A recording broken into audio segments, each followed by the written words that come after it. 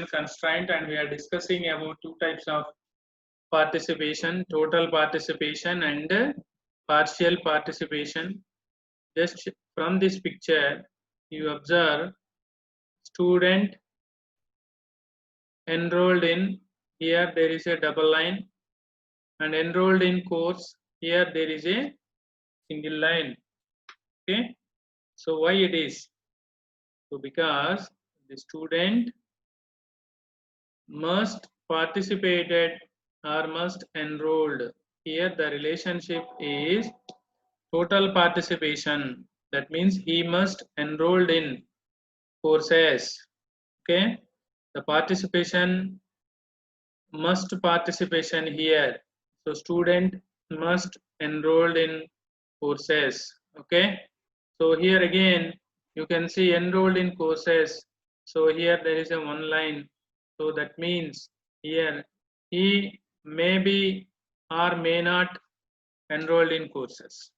Okay, so he may be or may not. So here it is not must. Okay, maybe suppose I want to join a data science course. Okay, that is my wish. If I want to join now, I can join, or I want to join after 3 months or 6 months, then I will join after 6 months or 3 months. Okay, it is my wish. So here it is not must. Okay, so this participation is called partial participation with a relationship. So here this participation is called total participation with a relationship. So see from the definition, total participation, entity in the entity set must participate in the relationship. Okay, so here there is no chance for maybe, may not. So there is a must relationship between the entity and a relationship. Okay, so if each student must enroll a course, the participation of student will be total. So here we are representing the total participation shown by double line in ER diagram. And again we will define again partial participation. The entity in the entity set may be or may not participate in the relationship. So in some courses students are not enrolled by any of the student, or some course is not chosen by any of the student. Okay, here it may be or may not. Okay, so here there is no must participation. So maybe he can participate, maybe he cannot participate with the relationship. So it is called partial participation. Normally this partial participation we can represent in single line only. This diagram depicts the two relationships. This is a strong total participation, and this is a partial participation. Okay, so from this picture you understand the total participation, student must enrolled in, okay, and courses student must enroll in courses, or course may be enrolled, may not be enrolled by the students. Okay, so this is partial participation and this is total participation. Okay,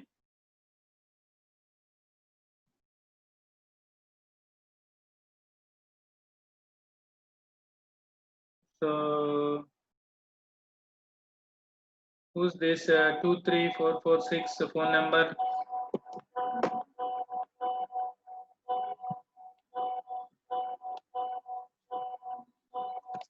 Now we will go to the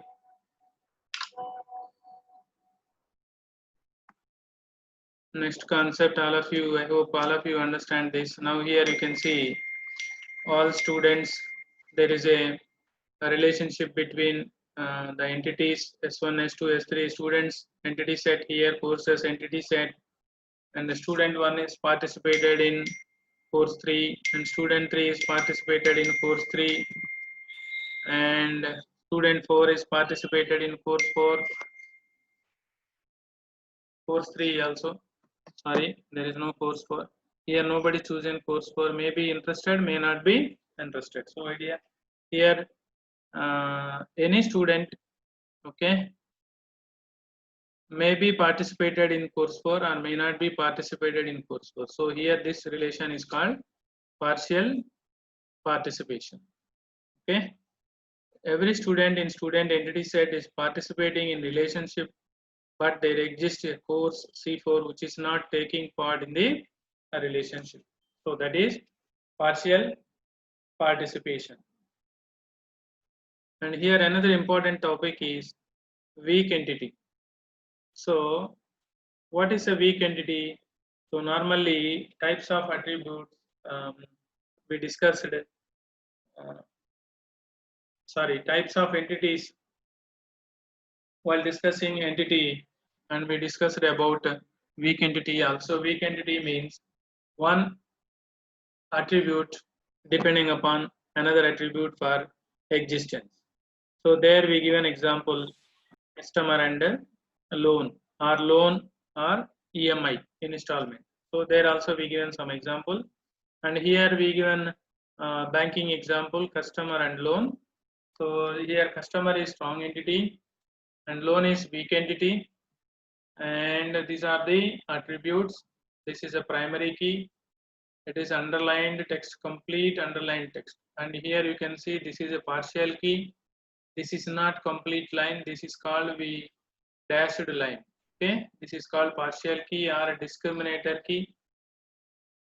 And here you see the relationship represented graphically, doubled diamond. So here we can term this as an identifying relationship. Okay, so here weak entity identifying a relationship with the customer. So this is the definition and a small explanation about the picture. And here we want to differentiate strong entity and weak entity. So simple example, we will go a little bit back. So this employee, so any organization, if suppose I joined in any good organization, manufacturing company, so immediately they will take my details and they will take my dependents details. Okay, so my dependents means parents and the children and spouse, okay, of an employee.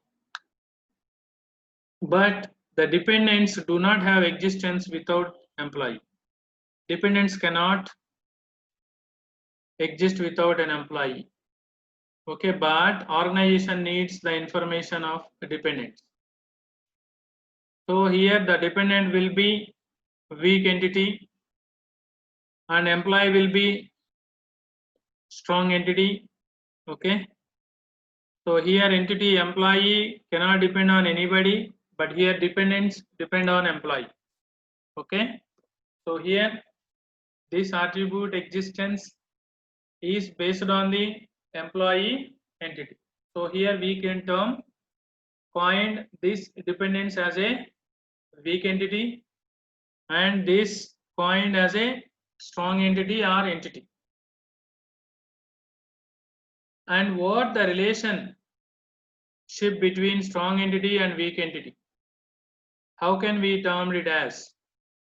So we call it as a identifying relationship. Okay, if there is an association between weak entity and strong entity, if there is an association between weak entity and strong entity, this type is called identifying a relationship, and this identifying a relationship with double diamond. Graphically, we can represent it as a double diamond. Okay, now you understand the definition of weak entity and strong entity. And now we are going to discuss some primary differences between strong entity and weak entity.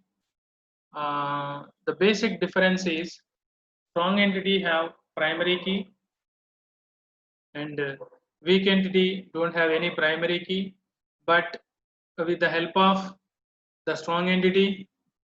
It can choose some key. This key is known as partial key. It also acts as a discriminator between the entities of a weak entity set. And weak entity always depends on the strong entity for its existence. So we can say it is dependent. Strong entity is never depend on other entities' existence. So here we can say strong entity is independent of any other entities. A strong entity is denoted with single rectangle and a weak entity is denoted with double rectangle. Even see from this picture, it depicts weak entity with double rectangle, and here it represents single rectangle with entity. So this entity also we can call it as a strong entity. And identifying relationship with a double diamond. Okay, that always you have to remember. The relationship between two strong entities is denoted with single diamond. The relationship between a weak and a strong entity is denoted with a double diamond called identifying relationship. This point also you have to remember why it is a double diamond. If there is a double diamond means one is a dependent entity and another one is independent entity. So there is association between strong entity and weak entity. That association we can call it as a identifying relationship, and we can symbolize it with a double diamond. The strong entity may or may not show the total participation in its relations, but the weak entity always shows the total participation in the identifying the relationship, which is denoted by the double line. So from the picture, so here you can see loan and borrows, the relationship is double line, and here customer and borrows, the relationship is single line. So here partial participation, customer may borrowed, may not be, borrows money from others. So if he needs, he took a loan from bank, or if he don't need, he will not take a loan. So here the participation is partially, so we can say this participation is partial participation. But here the association between weak entity, so this association is must. That means total participation. This loan must borrows. Okay. This loan means here the participation is total participation. So once we took loan from the bank, okay. So now this loan completely dependent on the customer. So that means here it is a total participation with identifying relationship with the customer. Okay. So try to understand. So weak entity always gives the total participation in relationship with a strong entity, but strong entity will give partial participation in relation with identifying relationship. Okay, so if you understand this picture, so then very easy for writing the differences between strong entity and weak entity. And here attributes are customer ID, customer name, customer address, loan name, loan date, and weak entity. So here customer ID is text, it is a primary key, and loan name is dashed line. It is not as a primary key, it is, we can say, partial key. This key is also determined by with the help of the strong entity with the composite key. Maybe you can say composite key.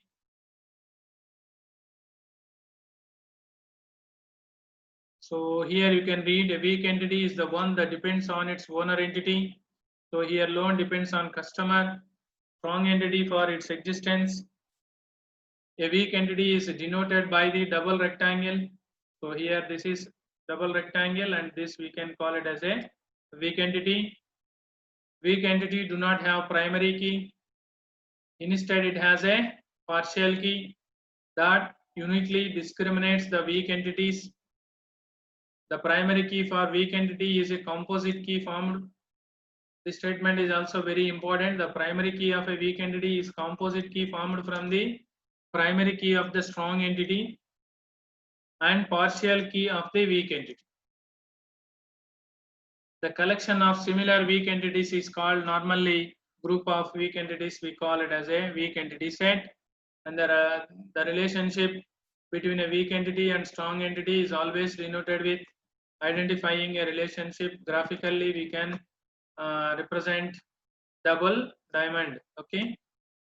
So I hope you understand very well that strong entity and weak entity difference.